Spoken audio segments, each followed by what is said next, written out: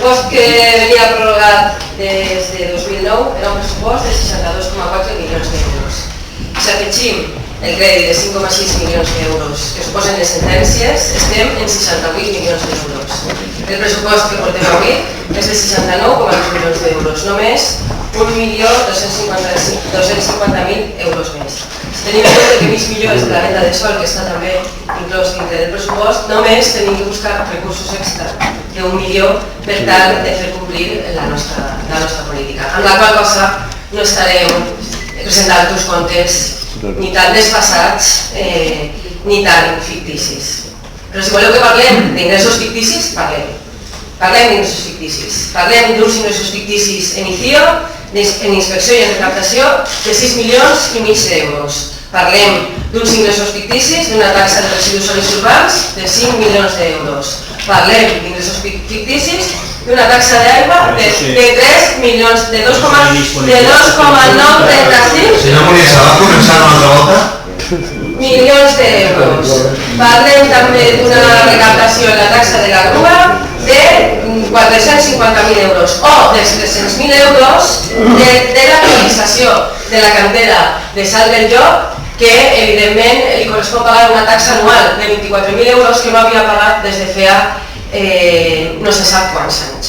Aquests són els ingressos ficticis i aquests són els ingressos inventats que se prorroguen any rere any quan hi ha pròrroga de pressupostos. Aquests són els ingressos ficticis del Partit Popular. Aquests són els ingressos que vostès s'inventen pròrroga rere pròrroga i que res tenen a veure amb la realitat de la gestió financera municipal. Parlem de la liquidació. La liquidació, l'última liquidació que tenim, perquè la del 2015 estem finalitzant-la, la liquidació de 2014 arrojava una liquidació de 55,436 milions d'euros. I això era la liquidació que es venia fent-se del pressupost prorrogat. I la liquidació respecte dels 62,4 milions d'euros que prorrogaven arroja que s'estaven inventant 7 milions d'euros en ingressos. I la liquidació, evidentment, la liquidació de 2014 arroja aquest dèficit en ingressos i després un altre en despesa, que al final, en total, deixava una diferència entre despeses i ingressos al voltant de 2 milions poc, allò que seria en la liquidació. Si això seria la liquidació, per què després n'hi havia superàvit per a fer els plans d'ocupació? Perquè la liquidació i el pressupost són dues coses distintes. I vostès no poden vindre així a confondre la ciutadania entre el que és un pressupost, que és una previsió d'allò que te vas a gastar, i el que és una liquidació, que és el control d'aquest pressupost i allò que realment te gastes i que ingresses. I el que tampoc se pot fer és dir que se tenen que fer uns pressupostos ajustant-se a la liquidació, perquè la liquidació és una base que te serveix de guia per a poder pressupostar, perquè així el que s'està fent és coartar la possibilitat de desenvolupar diferents polítiques i de també aconseguir diferents objectius de recaptació i de millorar els ingressos de les arques municipals. Evidentment que hem muntat l'estructura dels pressupostos al revés, però perquè una visió progressista de la política fa que primer se tinguen en compte les necessitats de les persones. Tenint en compte les necessitats de les persones, se busquen els recursos necessaris per a cobrir aquestes necessitats.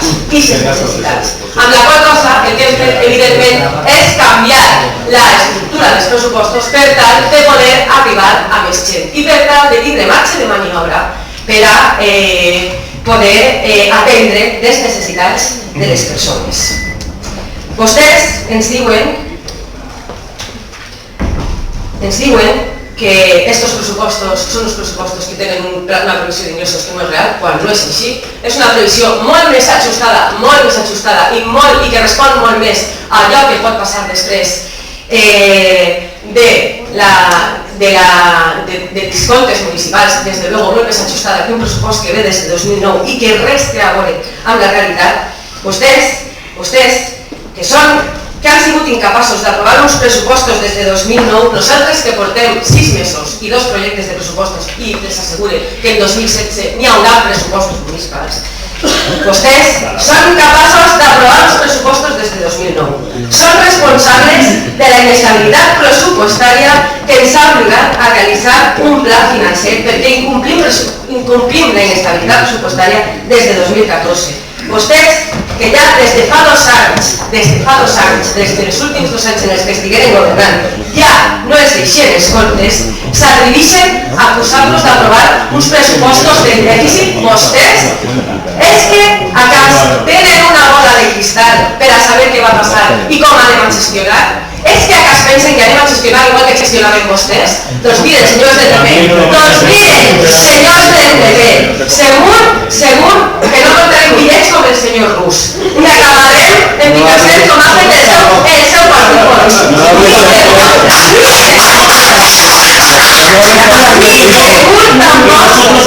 Ni segur tampoc que esto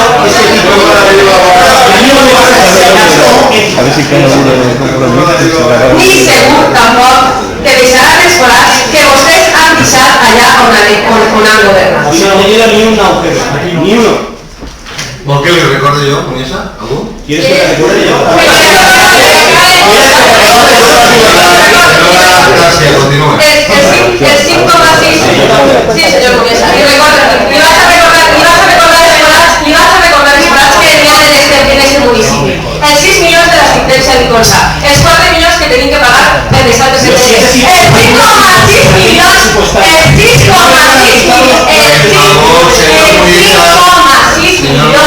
que n'hi ha en este pressupost per a fer front a pífies urbanístiques del Partit Popular. I això són els forats que vostès han deixat de la gestió municipal i que no ens deixen fer política social, senyor Muniesa. Respecte de les altres intervencions, sí que voldria aclarir a los señores de los adalides de la legalidad que s'atreveixen a dir... 2 minuts, temps. Sí, acaba.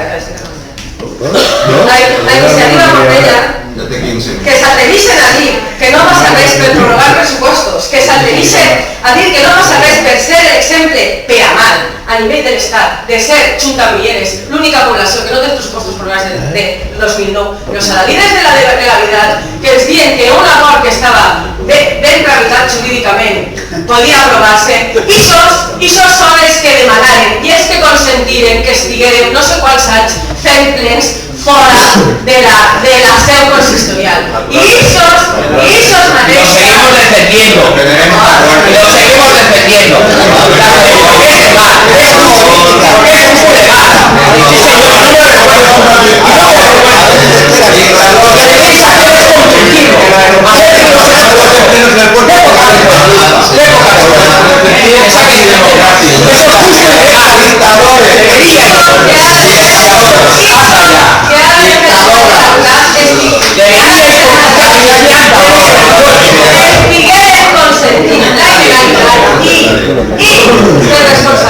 La justicia está por encima de la legalidad.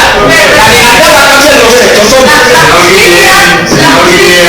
La participación, señor Paz. Por ahí no, Teresa. Porque es justo ilegal hacer frenos en el pueblo. Una maniobra vuestra lo impidió. Y no me callarás. Puede ser justo, pero no era legal. Si me provocas te contestaré. Puede ser justo, pero no era legal. Y ustedes lo consiguieron. Así que no vayan a las elecciones de legalidad a nadie. No, de ética anem a parlar. Acabaré en una reflexió respecte de l'ètica. Respecte de l'ètica que avui ens conduïx a trobar-se davant de persones que havien pactat que havien arribat als compromisos i que havien arribat a un pacte que avui se desdiuen i se pacten. Señor Castillo, los concejales son mensajeros, pero son mensajeros de los que les han votado. Son los representantes de sus votantes. Lo que no son, señor Castillo, son la correa de transmisión de sus partidos centrales. Eso es lo que no es un concejal. La política municipal es la política de las personas, es la política de la proximidad y es la política de la gestión, que nada tiene que ver con lo que puedan decir los partidos en Madrid, en Barcelona i en Valencia. El nostre partit, Compromís, mai ha deixat de respectar l'autonomia local d'un col·lectiu quan ha decidit els seus pactes a nivell municipal. Vostès poden començar a donar una lliçó de democràcia al seu partit exercint-la avui en la votació. Moltes gràcies. Moltes gràcies, senyora García.